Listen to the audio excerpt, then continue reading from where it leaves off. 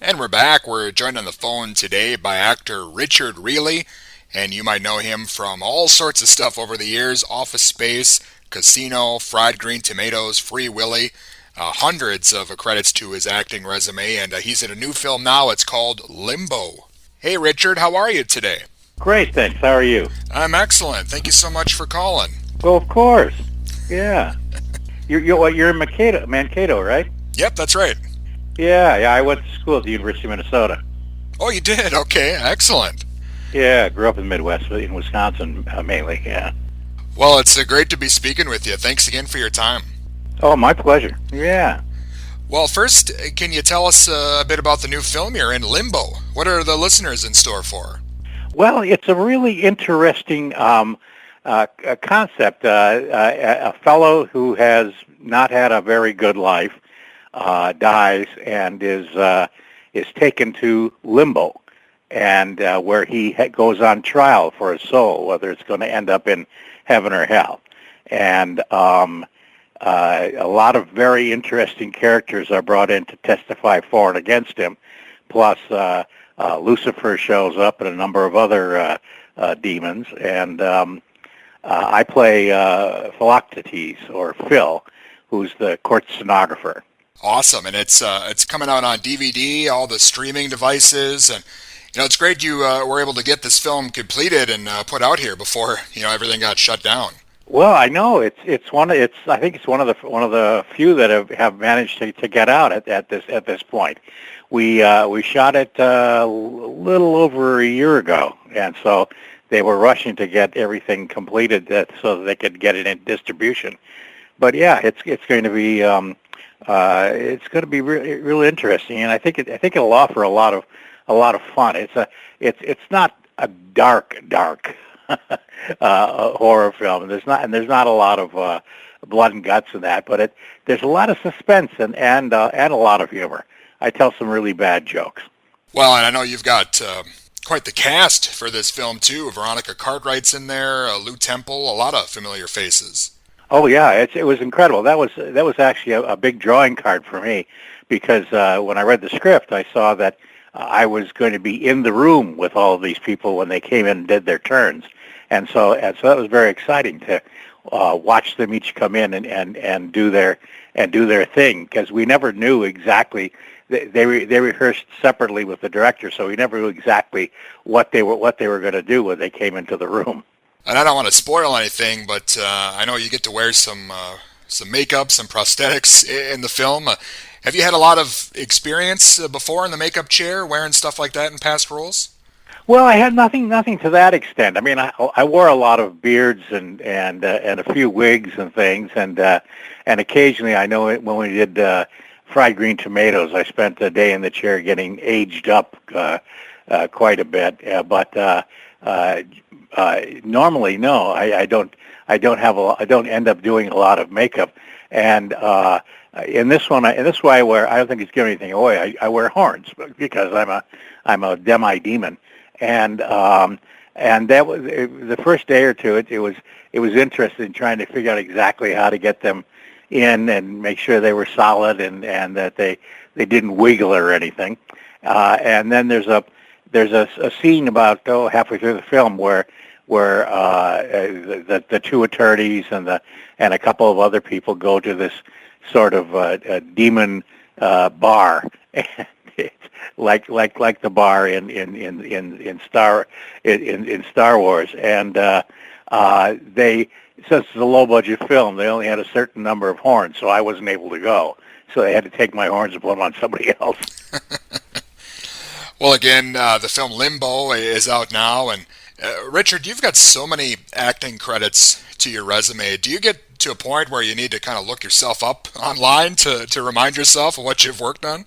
Once in a great while, if somebody asks specifically about a movie, that's been a long time ago. It's funny because when I saw that where you were, I realized one of the first films I ever did was a made-for-TV movie called Rachel River, based on some Carol Bly short stories, and we shot it in and around the Mankato and that whole area there around around the Mississippi, and I couldn't remember exactly like what my character's name was and things like that. So I thought I'd give it a look just to remind myself. Well, looking at your IMDb page, it looks like you've been super busy here the last couple of years. I saw a lot of stuff in post-production, a lot of stuff coming out soon, so you've definitely been ramping things up here as of late. Well, it's always exciting. About I think maybe 10 or 12 years ago, I transitioned from trying to do big budget films because I just wasn't getting cast. I wasn't a person that would bring money or audience to a film, and they would go with somebody who had a higher cue.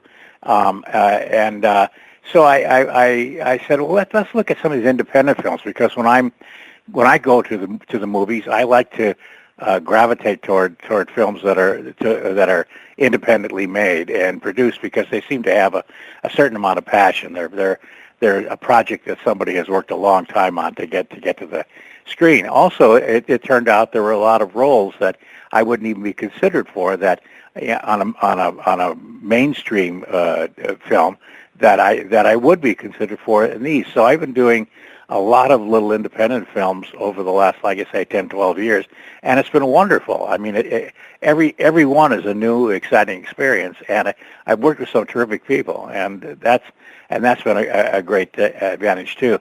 The only thing with IMDb is that everything is in post-production until it's released. So some of those things are like 5, 6 years old, and unfortunately they may never see the light of day. Well, with that being said, you've done so many types of roles too over the years. Is there something you look for now when you're deciding to accept a role? Is it maybe just people you work with, or location, or what goes into that process? Well, all of that. The very first thing always is the script. If it's a good script, that makes all the difference in the world. It's something that you really want to spend some time working on and working with people. And then the next thing is the role. You know, how the role fits into the storytelling. And then yes, it's always an advantage to work with people that you've worked with before. And in fact, a lot of roles come because somebody said, "Oh, yeah, I did a little role in Three from Hell," and I had done a Rob Zombie film, and I had done Halloween 2 with him, and he called me up and he said, "Look, I've been doing research on this, and there was this one sheriff that came on the news and said, we're going to look for these people, and blah blah blah blah blah," and he looked just like you, and I said, "Oh my God, I know this guy," and so he called me up because I looked like the guy that was in the newsreel, and so that's an advantage when somebody that you've worked with before is interested in working with you again. Yeah, that's awesome. Well, and it's amazing, again, the amount of films and shows you've been in over the years. A lot of classic films for people, of course, Office Space, Casino. You mentioned Fried Green Tomatoes. Is there a role you think people recognize you for the most, if you're out and about? Oh, I think it's still definitely Office Space. It's amazing how many people have certainly how people that have seen it, but there seems to be people quote it in offices, and then if somebody doesn't understand what they're saying, they send them to the screener. They make them watch it. And I know, and if I happen to be flipping through the channels and see it, I'll watch it for a while, because it doesn't really grow old. And a part of it, I think, is because Mike was writing about his personal experience, and so everything is just spot on. Plus, he has just such a great sense of humor. He can always put that twist to it. But yeah, I think probably that's the one that most people recognize me from. Well, I got to say, my son and I have been watching a lot lately. Pee-wee's Big Holiday. So I wanted to. Oh gosh. Yeah, I wanted to ask you about your memories of working on that. I love that movie. That was such a treat, and Paul was amazing. When I went in and met with him, and we talked, and we read a little bit of a couple of the scenes, and and he just brings a group of people together.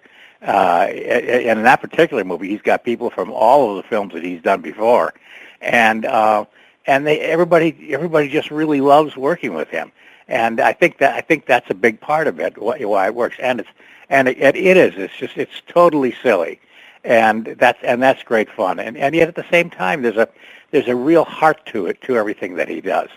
Yeah, I had such a great time working on that. It was spectacular. We're working Fillmore, I think. There's a train station, a train exhibit there, and so during time between takes, I'd often kind of wander off there and look at some of the stuff in the train museum. Yeah, my son was about 4 or so when we first watched it, and for whatever reason, that scene of you hitting the stove with your shoe, I mean, he stopped breathing. He was laughing so hard at that. Oh, gosh, that's wonderful. I'm so glad to hear that. Well, Richard, again, Limbo is just out here. Is there something else for you that we should be watching out for? Another project maybe coming up? There's a couple of films that are hoping to find a distribution in this kind of crazy period. One is called Marfa, and it's about there's an actual town in southwest Texas called Marfa. It's in the middle of nowhere, and it's famous for the Marfa lights, these strange lights that come through all the time, and people kind of just go and watch for the lights. And this local Texas guy wrote a story about with that idea in mind, about these 4 kids that are that are traveling from one place to another and see the sign saying, visit Marfa, and so they go and check it out, and they end up finding out that it's different than what they expected it to be. They also it was where they shot Giant, and so they shot some scenes in the hotel room where James Dean stayed while he shot Giant there. Awesome. Well, I'm definitely looking forward to that. And Limbo, again, is out. Richard, I'm a big fan of yours, and I always love seeing you pop up in things. And I really appreciate your time today. Thank you so much. Oh, it's my pleasure, Dustin. Thank you. Bye-bye. And again, that was actor Richard Riehle, and his new film, Limbo, is available now on all the streaming services and on DVD.